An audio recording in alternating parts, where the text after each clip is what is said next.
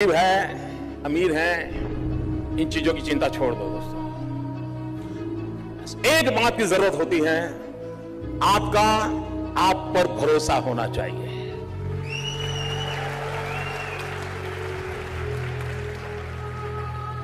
मित्रों, मेरे परिवार में 7 पीढ़ी में राजनीति का र भी मालूम नहीं है।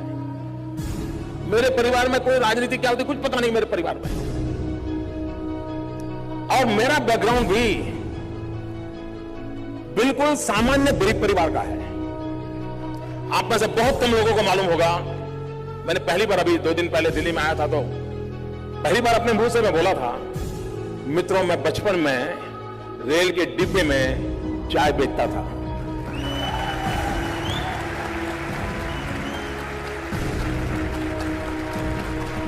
और आज आपके सामने खड़ा हूं।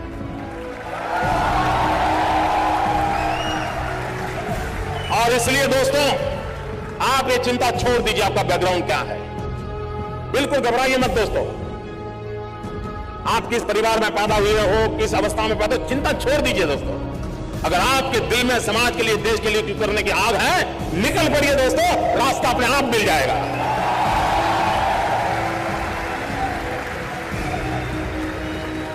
लेकिन मित्रों, लेना, पाना, बनना, ये ख्वाब लेके चलोगे तो ख्वाब ही रह जाएगा।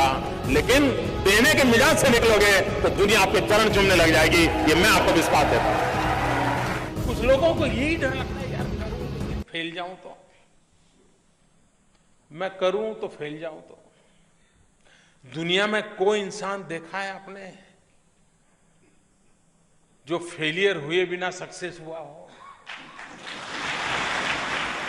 कभी कभी तो सक्सेस का रास्ता ही फेलियर बनाती है, और इसलिए फेलियर से घबराना ये जिंदगी नहीं होती दोस्तों। जो किनारे पर खड़ा है वो डूबता नहीं दोस्तों।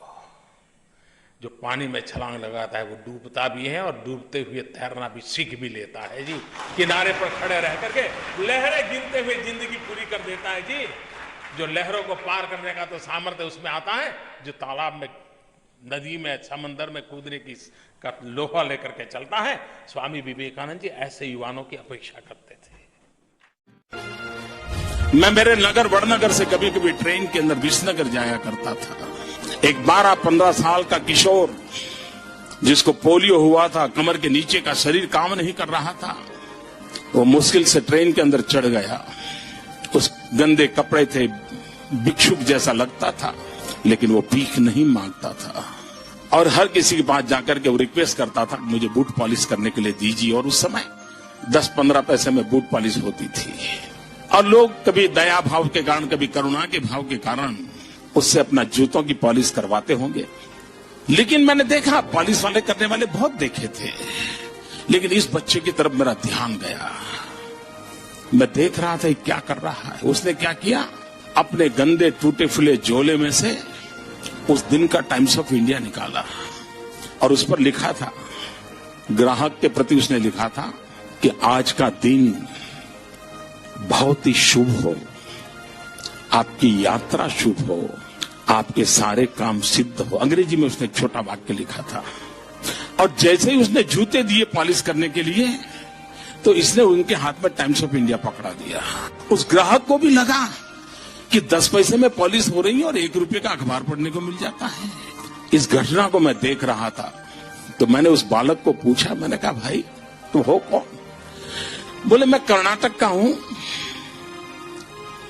तो कोई परिवार में है नहीं, मेरी शरीर की हालत अच्छी नहीं है, लेकिन मैं सम्मान से जीना चाहता हूं, इसलिए मैं यहां पहुंच गया हूं, करते करते काम कर रहा हूं। और बोले मैं लोगों की सबसे अधिक सेवा करना चाहता हूं। बोले हर दिन सुबह 1 टाइम्स ऑफ इंडिया खरीद लेता हूं और दिन भर में 25-30 लोगों की जब पॉलिश करता हूं, 5 मिनट 7 मिनट पॉलिश करता हूं, उतनी देर वो अखबार पढ़ लेते हैं और मुझे आशीर्वाद भी देते हैं, पैसे भी देते हैं।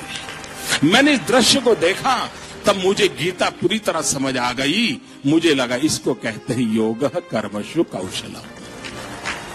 पॉलिश करने वाले काम को उसने योग बना करके जिस प्रकार से उसमें प्रोफेशनलिज्म लाकर के काम किया था, और यही तो योग कर्मसु कौशलम है, जो जिंदगी को जोड़ देता है। कार्य में जीवन को झोंक देता है, वो यौगिक अवस्था को प्राप्त करके जीवन में एक अद्भुत अनुभूति का एहसास करता है।